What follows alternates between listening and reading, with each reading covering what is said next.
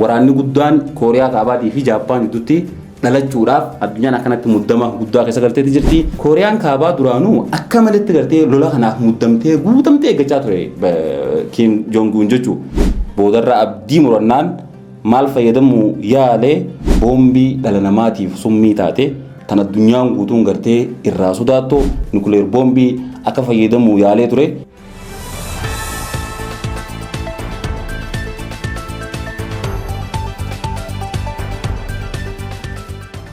Nageenya rabbii guddaadha bakka raanu daawwattan maratti isin bira haadha qabu kabajamtoota daawwattoota keenya akkamii odeeffannoo Oromiyaa bishaan irraa isin bira gahaa jirtu irraa waa barachaa jirtanii ittiin bohaaraa jirtanii namni hanga ammaa subscribe hin godhin namni jira jee immoo yaadu yoo kan jiraatu taate immoo dhugumatti nama garaa jabaatu eessarraa akka asitti gad deebine ni beekta waan taateef viidiyoo tana akkuma ilaaltanii laayikii fi subscribe godhuu hin dagatinaa guyyaa irraan tanaa immoo odeeffannoowwan haaraa oduu ahammeeta yaadinsa yookaan immoo breaking news hedduudhaatu jira takka takkatti wal duraa duubaan isin biraan keenya hanga xumura viidiyoo tanaatti daawwachuu hin dagatinaa isin jennaa kan isin turtaa isoo immoo ani diinaa oli.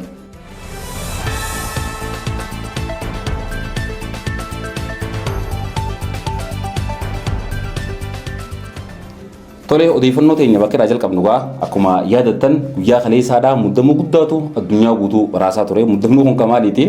Trump ijibbaata guddaa agartee godhee waraana Iraanii wajjin gaggeessaa jiru irratti boodarra abdii murannaan maal fayyadamuu yaalee boombii dhala namaatiif summii taate tan addunyaan guutuun gartee irraa sodaattu tan kanaan dura gartee biyya Jaappaan Nagasaakii fi Hirooshimaatti fayyadamee ture nukuleer boombii akka fayyadamuu yaalee ture miidiyaawwan garaagaraa gabaasa turan jechuudha.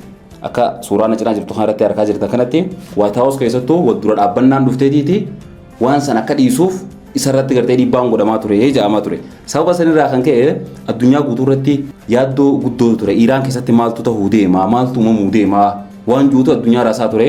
Wanti san hundinuu eessa boodaan akkamitti hafte wanti jiru ammoo gaafiin sammuu namaa keessatti uumamuun si waan hafan qabu. Murtiin namaatiif hundaa'u murtiin rabbii wal faalla. Ilmi namaa hanga fedhe walaatates murtii rabbii 0.0001 tarkaanfachuu hin danda'u.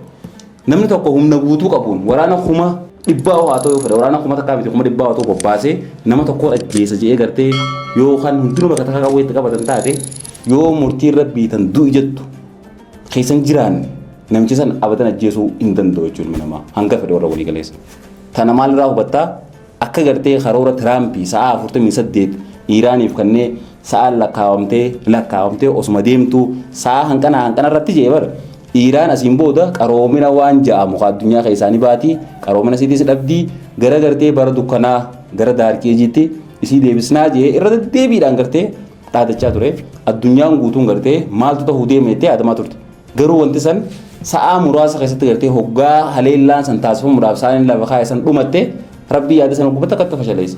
Osuma addunyaan akkasitti waxxaramtee yaadduudhaan guutamtee taa'aa jirtuuti oduun gammachiisaan takka duubaan dhuftee yaada san kafar gootee bira qottee jechuudha. Oduun gammachiisaan san maali? Jidduma tanaan Paakistaan dhuftee waliigalteen mariidhaa Iraanii fi Ameerikaa gidduutti akka taasifamtuuf torbaan lamaaf dhukaasnee akka dhaabbatu Tiraamp gaafatte jechuudha Paakistaan.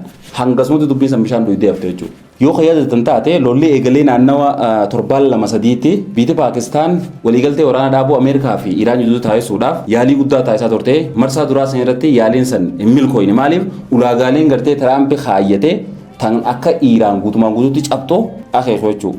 Akkasumatti Iraan illee ulaagaa mataa isii lafa kaattee hoggaa dheessitoo ulaagaan isaanii dachiisamii taate wal madaaluu dhabde. Sababa san irratti gartee waliigalteen dhukaasa dhaabuu marsaa duraa tan Paakistaan garee lamaa walitti fiddee mari'achiisuudhaaf yaalii godhaa turte osoo milkaa'in haftee taalkan edaa ammoo osoo akkasi cinqiin addunyaa akkasi qabdee duumessi cinqii kanatti addunyaa haguugee jiru deekuma muraasa keessatti piroopozaala Paakistaan akka waraanni torbaan lamaaf dhaabbatu Ameerikaadhaa dheessiteen Doonaald Tiraamp illee hogguma san waan san qeebalee lolli sana achumatti dhaabbatee addunyaan nagee taate akka argaa jirtan kanatti lammiileen Iraan hundinuu karaa irratti gabbahanii gammachuu isaanii ibsachaa turan. Uummata kana cimina isaanii guyyaa kaleessaa wallaa dhugaa dubbachuudhaa fi addunyaan guutuun bakka jirtutti rakkachaa fi turte Iraaniif kadhaawamuu hin deemne jechuudha. Ammas bakki haleellaan sana irratti raawwatamuudhaaf yaadame Iraanuma turte biyya biraatii miti garuu biyyoonni addunyaa guutuu rakkachaa turan. Uummanni san dirree irra bahaniiti gartee bakka silaa Tiraamp dhaheetiin balleessa jiru iddoo akka diindila gurguddaa biyyattiin qabdu iddoo akka faabrikaa gurguddaa biyyattiin qabdu iddoo akka ifaadhaa bakkoowwan gurguddaa gartee biyyattiin qabdu uummanni walitti qabameetiiti dhaabbatee yoo nu fixe walumaan nu haa fixu jedhanii eegaa turan. Addunyaan waan sana akka malatti kaastee ajaa'ibsiifachaa oolte jechuudha. Inumaa namoota gartee silaa garaadhaan isaan hin jaalanneetiitu gootummaa Iiraan tana amma mirkaneessee jala sararee harka dhawaafii jira. Kun maal agarsiisaa uummanni san durumaa jechuudha qarooma farshaarraa eegalee uummanni uummata takkaa namaa gabroomuu beeku miti. Amala isaanii irraa ammaas akkasuma namallee gabroonfachuun jaalatan. Wanti isaan jibban maali?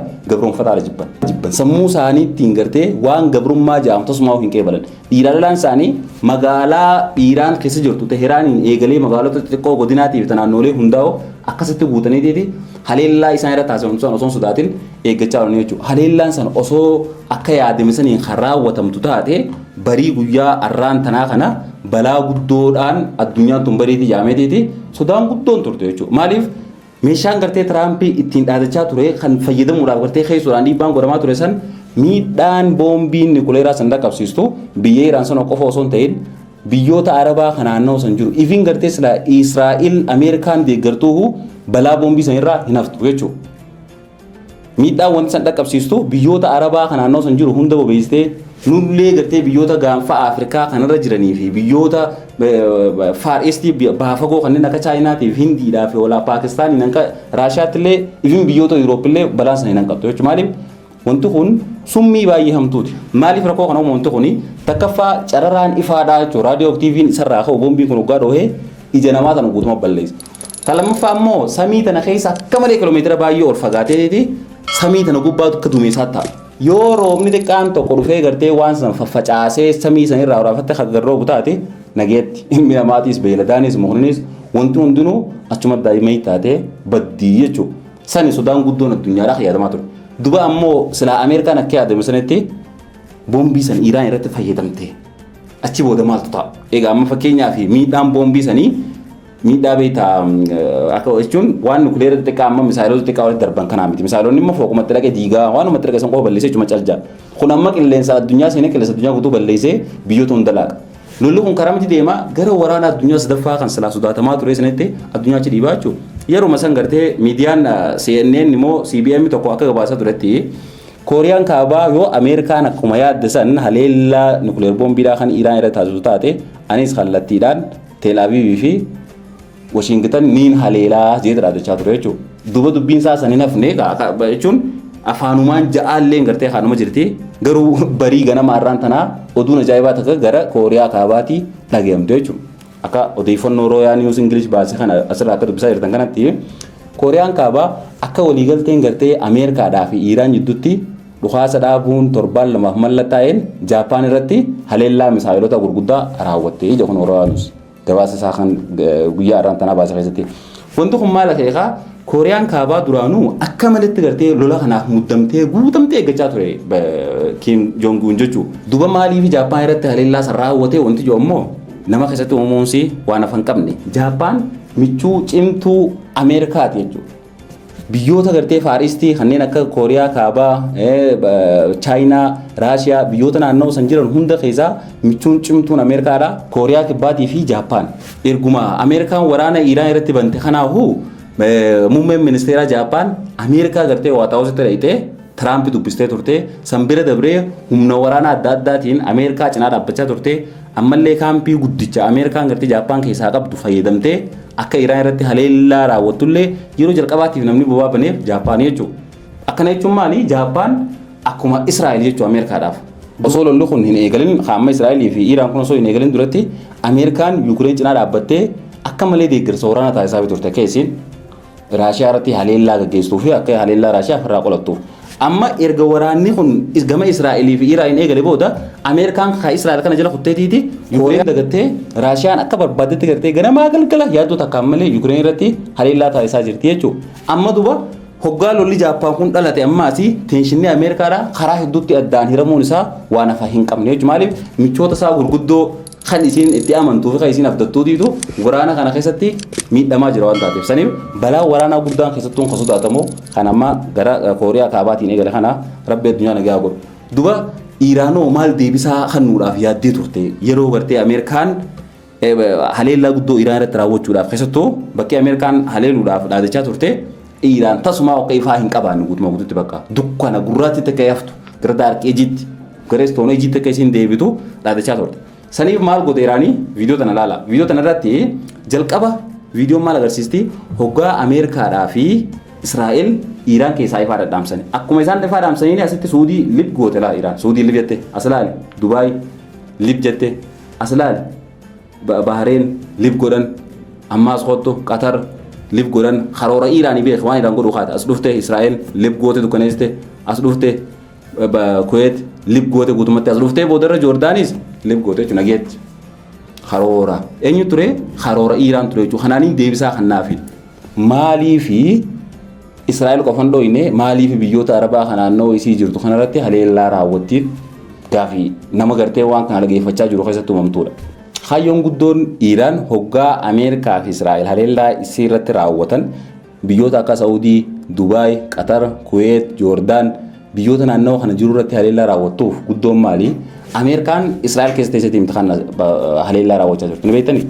Israa'el lafa siira teesseetti Iraan irratti haleellaa raawwachaa jirti akka barbaadetti. Ameerikaan ammoo lafti waan baay'ee addaan fagoo taatee fi eessamaan dheeffatte biyyootuma Arabaa kan ollaa Iraan jiran kana agartee kanneen akka Dubaay, kanneen akka Saudi Arabiyaa, kanneen akka Qatar, kanneen akka Bahariin, kanneen akka Joordaan kanneen maandeeffattee as keessaa kaambii waraanaa gurguddaas ijaarrattee asirraa Iraan dhawaatee jechuudha. Saniif Iraan biyyoota Arabaa warreen Ameerikaadhaaf bobaabanii gartee akka Ameerikaan isaan haleeltuuf haala mijeesseef kana tokkoon tokkoo bakka beeziin Ameerikaa jirtu biyya isaanii keessatti haleellaa raawwachaa jirti jechuudha.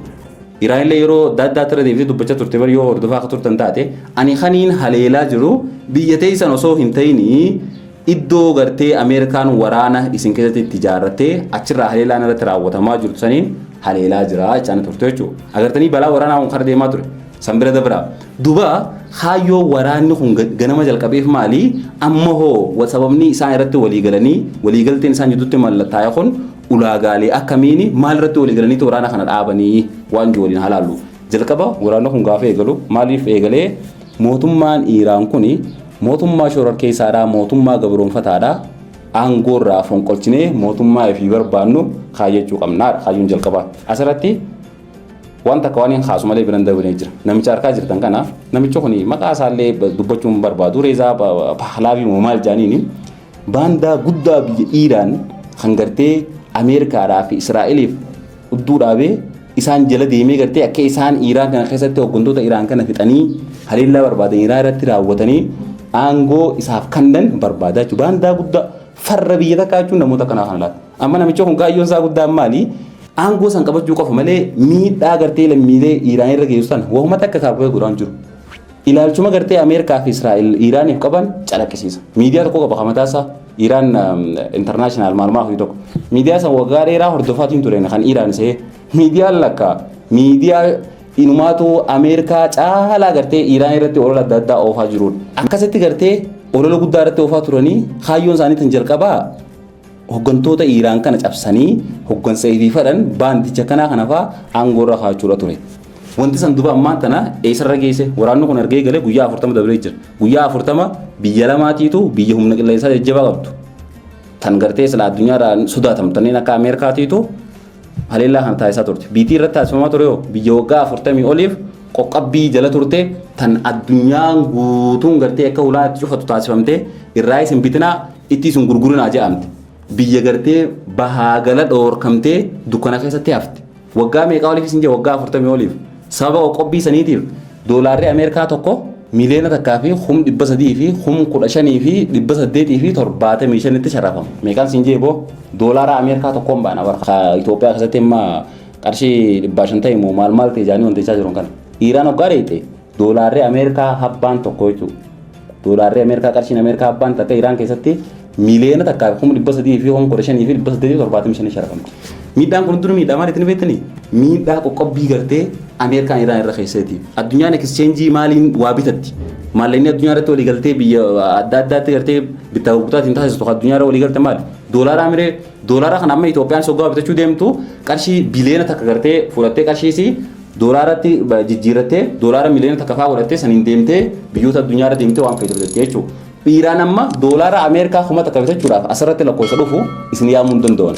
Lakkoofsa guddina gara tiriliyoonaatii gara biliyoonaatti qotaa jechuudha. Doolaara kuma takka. Kana maaliif godhanii akka Iraan gartee addunyaa irra deemtee uummata akka bitachuu hin dandeenye qoqqobbiin tun irra kaa'amte.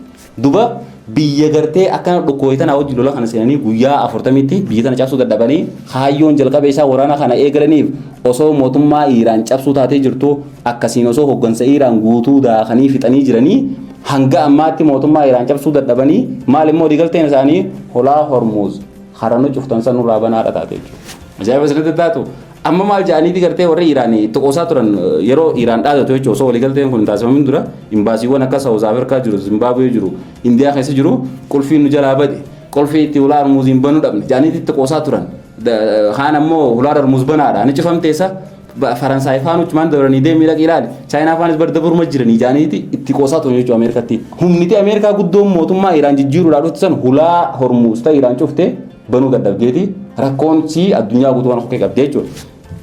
Duba asirratti wanta kaan isin haasa'uu barbaada wal duraa duuba gartee waraanni kun erga eegalee laallaan waraanni kun erga eegalee dhaadannaan Ameerikaadhaa maal turte waan jiru amma suuraan cinaa jiru tana ni agartan jeetii yaada tan gama gurraachaatii fi gama diimaa tana jechuudha. Barreeffamni kuni jechoota Tiraamp erga waraanni kun takka je'ee eegalerraa hanga guyyaa kaleessaatti dubbachaa turedha jechuudha. Kan jalqabaa maal jedha waraanni kun eegalee jechuudha waraanni Febraarii 28 eegalee torbaan tokko gaa kennee waggaanni maarchii torbaan keessatti jechuudha maal jedhee we defeat Iran jedhe we defeated Iran jedhe Iran injifannee jirra jedhe as deebi'ee maal jedhe maarchii 9 guyyaa lama keessatti we must attack Iran jedhe Iran haleeruu qabnaa ammallee irra deebinee jedhe guyyaa lama keessatti jechuudha guyyaa kaleessaa maal jedhe moonee jira jedhe ammas deebi'ee haleeruu qabnaa jedhe ammas as dhufeeti maarchii 12tti ammas guyyaa 3 booda we did win injifannoo argannee jirra jedhe ammas dhufee ammas guyyuma sanas deemaa maal jedhe we haven't won completely yet jedhe amma guutumaa guututti hin injifannee jedhe guyyuma san keessa beeklaa afaan jaarsaa ka wal dhoo jiru bari addunyaan akkana keesse kan ammoo waraqaa tana kaa'e ana osoo hin tahin paartii dimokiraatota tan Ameerikaa gartee bulchaa turte tan amma aangoo irraa bu'uun Joo Baayiden fa'a isaaniitu analaayisii kana akkana qopheessee kaa'e barsanii siimaa jira. Guyyaa maarchii 14tti maal jedhe please help us nu gargaaraa jedhe lafaa ka'e jechuudha biyyoonni naatoodha. Maarchii 17tti maas deebee maal jedhe deeggarsa naatoo tokkollee hin barbaannu hudduu banaadhaa jedhe naatoodha anas deebee guyyuma sadii keessatti beekamu. Ammas deebee ammas guyyaa 4 booda maal jedhe we don't need to open it jedhe kunoo. Nuti banuu hin barbaannu hulaa Hormuz nuti achi keessaan gaaza takkaallee hin naqannu gaaza guutuu gartee Ameerikaa alarraan bittuu fi oomishte waan taateef hin bannu hulaa Hormuz jechuudha. Maarchii 23tti jalatti gabbu'ee maal jedhee Iiraanii wajjin marii jabaa godhaati jirra jedhe maarchii 23tti.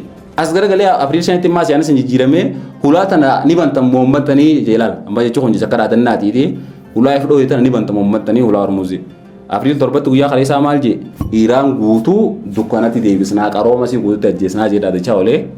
Arra ammoo gaa maarchiin kun 8 maal 8 maal ta'e yaadni sanuu dunuu jijjiiramee ta'e torbaan lama booda waan kana irraa mari'annaa taate masgamni cufamee jechuudha. Walumaa galatti wanti waan kana isinii kaasee maali kabajamtoota hordoftoota hayyaa jaarsi gadhiisee jira sammuu waan ganama jee galgala yaadatu. Kana hunda keessa godhaa jiru maali? Gabaasni gartee warri dimokiraatota gama CNNiitiin baasan ta'uu akka ifamsutti jaarsa kana kan taphachaa jiru qaalicha PT Hexes jedhamu saniitiitu jaarsa kana sammuu isaa micciiraa jira. Maal jechaa jira gabaasni bahaa jiru?